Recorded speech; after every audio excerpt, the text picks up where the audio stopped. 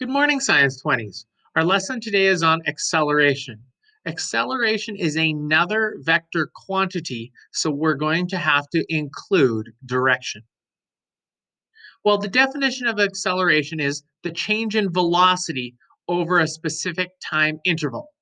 If you think about this, of course the value would be velocity because velocity is a vector unit as well.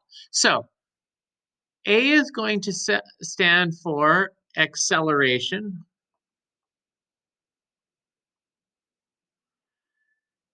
Delta V is going to stand for change in velocity. And delta T is going to stand for time interval or change in time. Now, as always, time has lots of units. We could be looking at seconds. We could be looking at hours. Okay, so one unit we could have is seconds. Velocity is going to be change in. So it's going to be final velocity minus initial velocity. And who knows, we might measure velocity in meters per second. So meters per second divided by seconds. The unit will seem a little weird for acceleration, but it's going to be meters per second squared is going to be the unit. Now, it doesn't have to be meters per second or meters per second squared. It could be kilometers per hour. And then my time would be hours. Therefore, my acceleration would be kilometers per hours squared. So the squared goes on the denominator. Again, I want to point out vector arrows. So we are looking at velocity in order to find acceleration.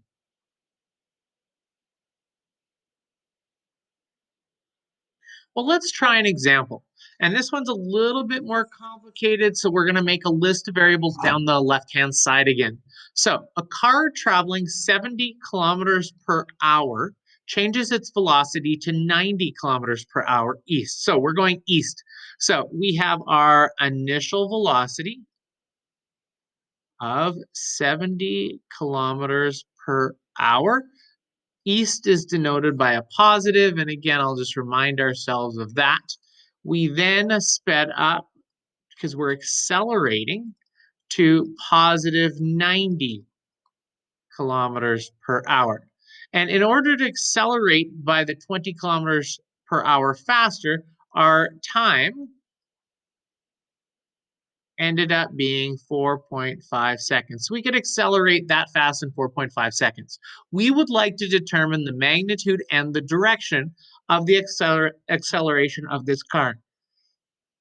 Now, they told us we want our answer in meters per second squared. So I have the seconds part, but I need to convert these to meters per second.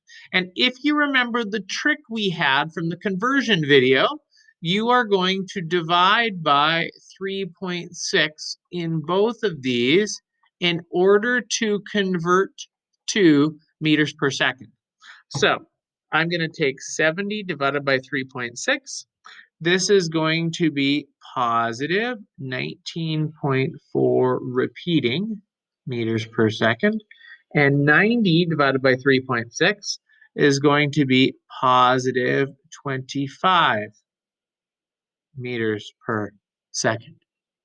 Okay, now our units, they go together, right? Seconds, meters per second, meters per second. My acceleration is going to come out in meters per second squared. So 1 mark is for my formula. Again, you're going to find your formulas for this chapter of physics on page 2 of your data booklet. My hint to you is take a highlighter as we learn a new formula, highlight it. You might want to highlight what some of the units mean. Again, it tells you in here acceleration, one of the units is meters per second squared. So that's probably a very good piece of paper to keep track of. So my formula is acceleration equals change in velocity over change in time.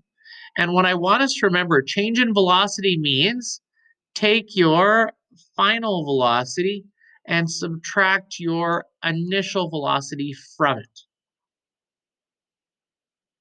So my final velocity is positive 25 meters per second minus positive 19.4 repeating meters per second.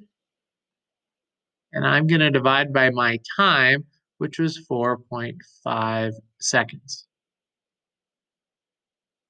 Now, the positive and negative signs are important because, again, we're looking at direction. So I'm going to take 25 minus 19.4 repeating, just hit 4 a few times, enter, divided by 4.5, enter. My answer will not tell me positive or negative on the calculator. However, because it doesn't give me a sign, an acceleration needs sign, we know this value is going to be positive. So my answer is positive, and it looks like it's 1.2 meters per second squared. Now, there is another way we can write this, right? Because this positive or negative sign denotes a direction. This positive sign, if we come back, also means east. So the other way I could write this answer is 1.2 meters per second squared. And we could say east. Perfect. Now, let's look at how many marks this would be out of. So you had to do some conversions here. I would give you a mark for converting to meters per second. You have a formula that came out of your data booklet. You have substitution with units and direction. And you also have an answer with units with a direction attached, whether it be positive and negative signs or whether it be actual north, south, east, or west directions. I would say this question is out of 4 marks if it was me. Okay, so we're going to clear this one. Now, for the second example, what I would like you to do is copy it down. And why don't you make a list of variables down the side and then unpause the video to compare with myself. So a sprinter on a high school track team can achieve an average acceleration of. So in this question, we know the acceleration. Acceleration is 3.0 meters per second squared.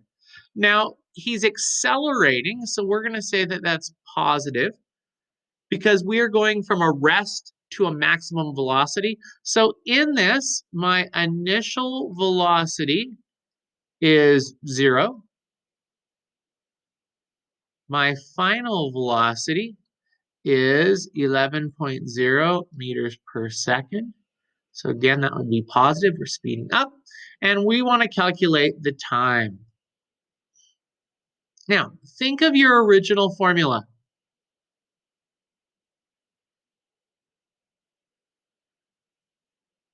Right? And this formula actually breaks down into VF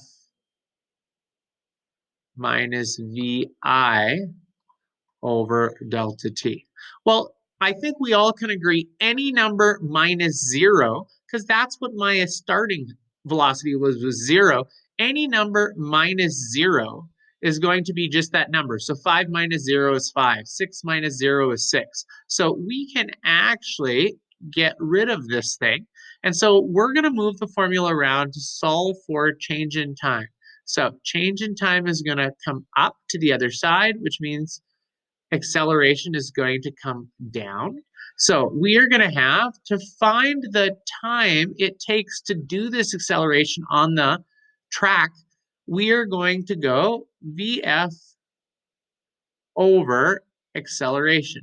Notice VI is there, but when you subtract from 0, it's still going to just be your number. So my final velocity is positive 11.0 meters per second. We're going to divide by positive 3.0 meters per second squared. So positive divided by positive, my answer is still going to be positive. Again, I can't get out a negative time. Time does not come with a direction. So there's no such thing as negative time. So if you get that, odds are you can look and go, okay, I missed something somewhere. So 11 divided by 3 is 3 point, and I'll round it, 7. Meters cancel, seconds cancel, but I have an extra second, so this is going to be 3.7 seconds. Again, in this question, for mark-wise, You didn't have to do any converting, so I would give you 1 mark for the formulas, getting down to this formula, 1 mark for substitution, and 1 mark for answer with units. So this question would be out of 3. We're going to try one more question.